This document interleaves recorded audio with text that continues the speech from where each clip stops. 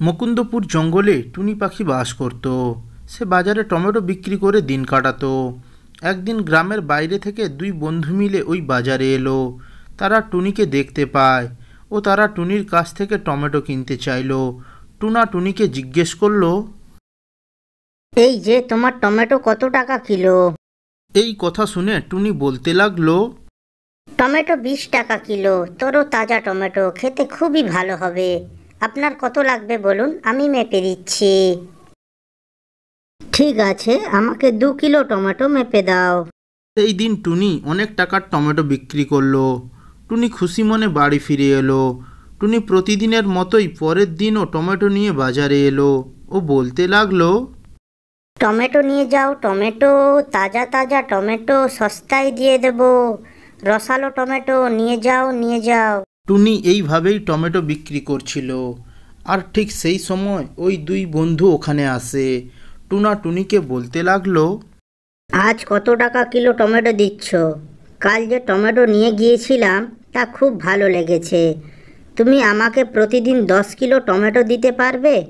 আমার একটা ছোট্ট হোটেল আছে, ওই হোটেলে প্রতিদিন 10 কিলো টমেটো লাগে। তুমি দিতে পারলে আমি তোমার কাছ থেকে টমেটো কিনবো। কি হলো, দিতে পারবে তুমি? হ্যাঁ হ্যাঁ, আমি দিতে পারবো। আপনি কিচ্ছু চিন্তা করবেন না, আমি প্রতিদিন আপনার হোটেলে 10 কিলো টমেটো পৌঁছে দেব। এরপর ওই দুই বন্ধু টুনিকে টমেটোর অর্ডার দিয়ে ওখান থেকে চলে যায়। টুনি বলতে থাকে, বাহ, প্রতিদিন 10 কিলো টমেটো সাপ্লাই দিতে হবে। আমি তো লটারি পেয়ে গেছি। এভাবে চলতে থাকলে তো আমি অল্প দিনের মধ্যেই বড়লোক হয়ে যাব। এরপর থেকে টুনি প্রতিদিন টুনার হোটেলে 10 কিলো করে টমেটো দিয়ে আসে ও তারপর বাকি টমেটো বাজারে বিক্রি করতে থাকে। এভাবেই টুনির ভালোই দিন কাটছিল। একদিন টুনি টমেটো তুলতে গিয়ে দেখে টমেটো গাছে পোকা ধরেছে। টুনি বলতে থাকে, এভাবে চলতে থাকলে তো টমেটো গাছগুলো নষ্ট হয়ে যাবে। না, আমাকে কিছু না কিছু উপায় বের করতেই হবে। পরের দিন সকালে টুনি কেমিক্যাল নিয়ে এসে গাছগুলোতে দিতে থাকে। ও কিছুক্ষণ পর টুনি টমেটো নিয়ে গিয়ে টুনার হোটেলে পৌঁছে দেয়। টুনা ও তার বন্ধুর টুনির দেওয়া টমেটোগুলো আগের মতো ভালো লাগছিল না। একদিন টুনা টুনিকে বলতে লাগলো, টুনি বোন, টমেটো কেন জানি আগের মতো ভালো লাগছে না। কিছু কি হয়েছে টমেটোতে? তুমি আমাদের বলো, আমরা অবশ্যই কোনো না কোনো উপায় নিশ্চয়ই বের করব। আমাদের কাস্টমাররা খাবার খেতে চাইছে না। এই কথা শুনে টুনি বলতে লাগলো, আরে না না, কেমন কথা বলছো ভাই? টমেটোতে কিছুই হয়নি, তুমি নিশ্চিন্তে টমেটো খেতে পারো। এরপর টুনি ওখান থেকে চলে আসে। তারপরেও টুনি তার খেতে কেমিক্যাল স্প্রে করা বন্ধ করে না। টুনার হোটেলের কাস্টমাররা খাবার খেয়ে অসুস্থ হতে থাকে।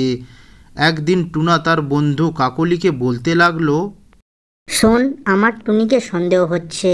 আমার মনে হচ্ছে টুনি টমেটোতে কোনো কেমিক্যাল স্প্রে করছে।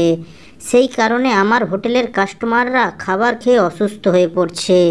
আমাদের টুনির উপর নজর রাখতে হবে। এরপর টুনা ও কাকলি মিলে টুনির বাড়িতে যায়।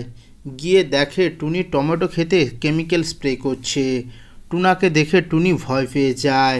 টুনা টুনিকে বলতে লাগলো, টুনি, তুমি বিষাক্ত কেমিক্যাল তোমার খেতে স্প্রে করছো। এটা তুমি ঠিক করছো না। তুমি আমাদের আগে বললে আমরা ভালো উপায় বলে দিতাম। তুমি সামান্য মুনাফার জন্য লোকের স্বাস্থ্য নিয়ে খেলা করছো। আমার ভুল হয়েছে, তুমি আমাকে ক্ষমা করে দাও। আমি টমেটো গাছের পোকা মারার জন্য কেমিক্যাল স্প্রে করেছি। আমি আর এ ভুল কোনোদিন করব না। আমাকে মাফ করে দাও। না টুনি, তোমাকে ক্ষমা করা যাবে না। আমি তোমাকে আগেই জিজ্ঞাসা করেছি, কিন্তু তখন তুমি আমাদেরকে কিচ্ছু বলনি। আমি গ্রামের সবাইকে বলে দেব। আর তুমি কখনো আমার হোটেলে টমেটো নিয়ে আসবে না। আমি অর্ডার ক্যান্সেল করলাম।